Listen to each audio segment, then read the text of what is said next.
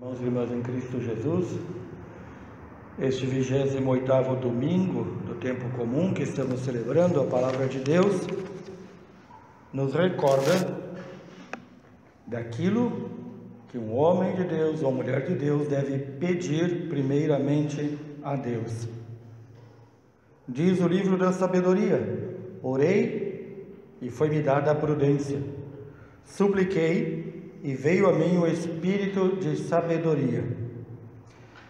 O Salmo 89, que cantamos, como primeiro refrão, como primeira estrofe proposta no dia de hoje, diz: ensinai-nos, ó Senhor, a contar os nossos dias, e dai ao nosso coração sabedoria. É algo muito comum nos dias de hoje, em que as pessoas, ao invés de buscar sabedoria, que é dom, que só vem de Deus e que só Deus pode dar, buscam outras coisas. Muitas vezes buscam conhecimento, o que também não é errado pedir a Deus que abra o nosso entendimento, mas confundem conhecimento com informação. Nós vivemos numa era de informação. Nunca como antes na história da humanidade, uma notícia, verdadeira ou falsa, corre tão rápido. Nunca na história da humanidade nós tivemos acesso a tanta informação. Informação não é sabedoria. Ter informação não é ter conhecimento. O conhecimento, a sabedoria e a prudência como dons de Deus são aqueles dons que nós devemos pedir a Deus para poder discernir o que é verdadeiro e o que é falso. E a partir deste discernimento do que é verdadeiro e o que é falso, pautar a nossa vida, agir, viver a nossa vida de acordo com o que é verdadeiro. A todo homem foi dado o dom da liberdade. Todos nós recebemos esta liberdade, que nem mesmo o próprio Deus toca. No entanto, esta liberdade foi dada para fazer o bem, para fazer as obras dignas de nosso Pai que está nos céus. Não foi dada a liberdade a nós para fazermos o que quisermos. A liberdade, portanto, a liberdade humana deve ser pautada pelos critérios da prudência, da sabedoria, do discernimento. Por isso, fiz questão de chamar a atenção o que diz-nos o Salmo: ensinai-nos a contar os nossos dias. O que significa isto? Não é fazer as contas matemáticas de quantos dias eu já vivi, mas é saber pesar diante de Deus o nosso exame de consciência, o que é que nós temos feito da vida, que é dom de Deus, que nos foi dada. Como é que nós temos vivido até agora, com cada dia, cada minuto, cada segundo que Deus nos dá. Nós temos vivido para Deus, para o próximo, ou para nós mesmos, ou menos que isso ainda. Temos vivido esta vida como animais irracionais. Come, bebe, dorme, reproduz, come, bebe, dorme, reproduz. É assim que vivem os animais irracionais. É assim que temos vivido? Então é hora de mudarmos. É hora de nos convertermos e voltarmos ao Senhor. Uma das coisas que nos afastam, estou bebendo esta água aqui porque a voz não está boa. Não é nem coronavírus, nem mocorongavírus. São as alergias do tempo em que vivemos. Nós estamos na primavera, tempo de belíssimas flores, grandes flores e belíssimas alergias também. Então dizia, uma das coisas que nos afasta da prudência, da sabedoria, do bem viver como Deus nos quer, Uma das coisas mais tristes que pode haver na nossa vida são as falsas seguranças. As falsas seguranças em muitos de nós tornam-se verdadeiros deuses interiores. É a idolatria do achar que eu posso tudo e que eu sou capaz de tudo. E que como eu sou livre, eu faço o que eu quero. E então muitos põem a sua segurança na sua força física. E quando adoecem, se encontram perdidos. Outros na sua inteligência. E quando ficam amentes ou fora do ar, se veem perdidos. Outros põem a sua segurança, e portanto o seu Deus, no dinheiro, nas coisas que têm. São aqueles que, quando nos últimos momentos nessa vida, estão brigando até pelo último prego, restos de parafusos, coisas em casa, sapatos, bolsas, carteiras, bonés, roupas, dinheiro, posição social e, pior ainda, a idolatria da própria opinião. Essas falsas seguranças que se tornam lá enraizadas no nosso coração, em falsos deuses que nós idolatramos, nos impedem de ir ao céu, nos impedem de entrar no reino de Deus. Por isso que neste Santo Evangelho que hoje ouvimos, conforme nos narra São Marcos, vem este jovem correndo para alcançar Jesus, e os discípulos se ajoelham diante de Jesus, para a caminhada de Jesus. Jesus estava caminhando, se ajoelha e diz: o que é que eu devo fazer para ganhar a vida eterna? Pergunta legítima. Todos nós queremos saber o que devemos fazer para ganhar a vida eterna. E Jesus diz: observa os mandamentos. O que responde o jovem: mas isso eu já faço. A tentação do achar que já está perfeito diante de Deus. Tem muitos assim também, que quando vão à confissão dizem: eu não faço nada de mal. Vamos lá examinar os mandamentos.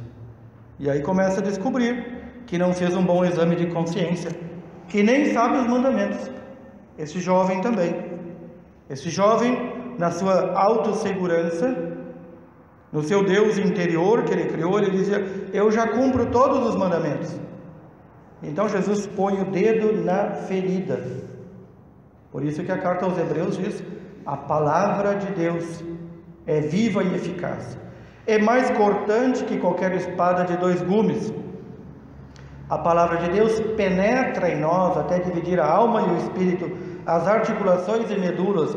A palavra de Deus julga e sonda os nossos pensamentos e intenções do coração. Quem é a palavra de Deus? Segunda pessoa da Santíssima Trindade, o próprio Jesus Cristo, Senhor nosso. É Ele que nos sonda lá dentro e diz: espera lá, como assim tu cumpre todos os mandamentos? A tua segurança, no caso desse jovem, a tua segurança e o teu Deus não é cumprir os mandamentos, não é viver de acordo com a vontade de Deus. A tua segurança é amar o teu dinheiro, é achar que as tuas posses materiais vão te dar garantia de uma vida futura. Talvez muitos não conheçam, mas digo então, pasmem comigo. Há um ramo de cristãos que se separaram da igreja que pregam isto, que quanto mais bens materiais alguém tem, é sinal de que é mais abençoado por Deus, e que portanto este vai ser salvo. De onde tiram permitam a palavra, sem ofender os bichinhos, de onde tiram uma asneira desse tamanho? De um falso entendimento da palavra de Deus. Quando leem que no Antigo Testamento os santos patriarcas progrediam materialmente, progrediam por quê? Porque faziam a vontade de Deus e viviam uma vida santa. Não o contrário. Eles não eram ricos materialmente e, portanto, tinham a garantia da salvação. Em nenhum momento a palavra de Deus diz que as riquezas materiais são sinal ou garantia da salvação. É o contrário. Diz que aquele homem, aquela mulher que vive segundo a palavra de Deus, que vive de acordo com a vontade de Deus, este sim pode receber, pode, não quer dizer que deve, nem que terá, o consolo de alguns bens. Mas no momento em que estes bens materiais se tornam segurança para esta pessoa, certamente ela vai abandonar a Deus. Eu mesmo conheço inúmeras pessoas em nossa paróquia, muito bem nascidas de dinheiro, e que no domingo dizem: não tenho tempo de ir à missa. Por quê? Porque tem um parente para receber, uma churrascada para fazer, uma festa. Estão sempre em festas. A vida é uma festa. Eles como que dizem assim: já que tenho tudo isso, vamos aproveitar. Acordam com sua riqueza, preocupados em manter a sua riqueza, medrosos dormem, ou mal dormem, com medo que alguém roube as suas riquezas, e a riqueza material, seja o dinheiro ou os bens, eles nunca saciam o coração do ser humano. Quando há poucos dias atrás ouvimos que uma certa pessoa, uma das mais ricas do mundo, perdeu num dia 7 bilhões de reais, a gente deve ter pena de alguém assim. Ele não perdeu tudo, perdeu apenas 7 bilhões de dólares. Deve-se ter pena de uma pessoa assim, porque não sabe o que fazer com isso e quer mais ainda. Sejam 7 bilhões de dólares, seja R$1. Se nós somos apegados ao dinheiro e aos bens materiais, já Deus não encontra lugar no nosso coração. E este jovem, quando a palavra de Deus penetrou nele e cortou ele ao meio, quando ouviu que a segurança não está nos bens materiais, que a entrada no reino de Deus é vedada, é proibida àqueles que se apegam aos bens deste mundo, diz assim São Marcos: ele foi embora abatido, cheio de tristeza. Abatido e cheio de tristeza. Notemos que antes, quando Jesus vai responder a ele o que ele deve fazer para mudar de vida e conquistar o reino dos céus, o evangelista nos diz: Jesus olhou para ele com amor. A palavra correta é compaixão. Jesus teve pena dele, olhou com pena e disse: muito bem, tu podes até dizer que cumpre todos os mandamentos, mas eu tenho pena de ti, porque tu és apegado a teus bens materiais. Então, distribui estes bens aos que necessitam, depois tu pode vir me seguir. Repito, o jovem de São Marcos ficou abatido e foi embora cheio de tristeza, porque era muito rico. Ser rico não é pecado. Ser rico não é pecado. O pecado está no apego aos bens materiais. O pecado está em não reconhecer a Deus como o único Senhor de nossa vida. E então, os discípulos, ouvindo isso, ao recordarem que muitos escribas e fariseus também pregavam isso, que a riqueza material é sinal de predileção divina, eles se perguntam: então quem é que pode se salvar? Se os ricos que nos ensinaram que são os prediletos de Deus não se salvam, então quem vai se salvar? Vejam, até os discípulos já haviam recebido um ensinamento falso. E então Jesus responde: para os homens isso é impossível, mas não para Deus. Isso significa que o pobre e que o rico, desapegado de seus bens materiais, desapegado das suas falsas seguranças, dos seus falsos deuses que criou para si, este é salvo por Deus. Este terá acesso ao reino de Deus. Mas Pedro não deixou de trazer a Jesus a inquietação dos demais discípulos. Mas e nós então? O que nós vamos ganhar, já que nós deixamos nossa casa, No caso de Pedro e André, nós deixamos nossos barcos de pesca, nós deixamos nossas coisas para te seguir e sair pelo mundo evangelizar. Eles já tinham ouvido de Jesus que eles deveriam sair para evangelizar sem bolsa nem sacola, sem segurança nas coisas materiais. O que é que nós vamos receber? E Jesus fala dos verdadeiros prêmios, já aqui nesta vida, para aqueles que o seguem. Aqueles que o seguem aqui nesta vida já recebem aqui 100 vezes mais aquilo que deixaram. 100 vezes mais. Casa, irmãos, irmãs, mães, pais, filhos e campos. Jesus está falando de bens materiais? Não. Está falando de bens espirituais, que há de receber aquele que o segue já aqui nessa vida. Já aqui. Isso é muito interessante. Jesus não está prometendo bens somente para a vida eterna. Está prometendo já para aqui. Mas com um adendo muito importante. Diz assim: receberá 100 vezes mais com perseguições. Com perseguições. Não vai receber isso aí de lambuja. Não vai receber isso aí só porque diz que me segue. Não vai receber isso aí só porque disse que aceita Jesus. Não. Tem que viver. Viver como Jesus nos ordenou viver. Deixar a segurança das coisas deste mundo. E então saiba que, como Jesus, nosso Mestre e Senhor, foi perseguido pelo mundo, também o verdadeiro cristão será perseguido pelo mundo aqui nesta vida. Recordo aqui já uma frase de um santo que repeti já tantas vezes aqui, repito de novo. São João Maria Vianney, patrono de todos nós padres. Se na tua caminhada para Deus não te bateres de frente com o diabo, saiba que está indo no caminho errado. O diabo aqui também está simbolizando o mundo. Se na tua caminhada, no teu progresso para seguir Jesus, tu não está indo na contramão do mundo, saiba que tu não está seguindo Jesus. O mundo prega a segurança nestes bens. Perguntemos a qualquer mãe de nossa época: para que tu vai preparar o teu filho?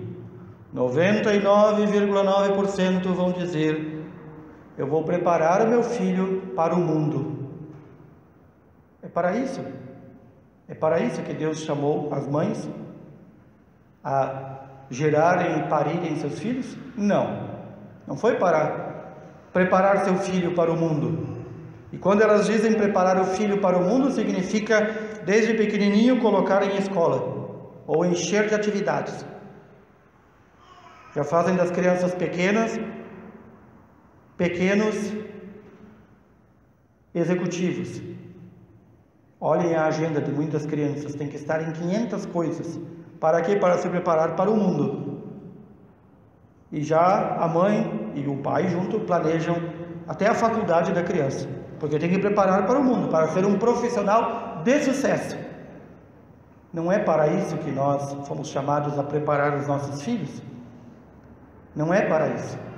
Nós fomos chamados a ser pais, pai, mãe, e eu como sacerdote, também como pai de todos.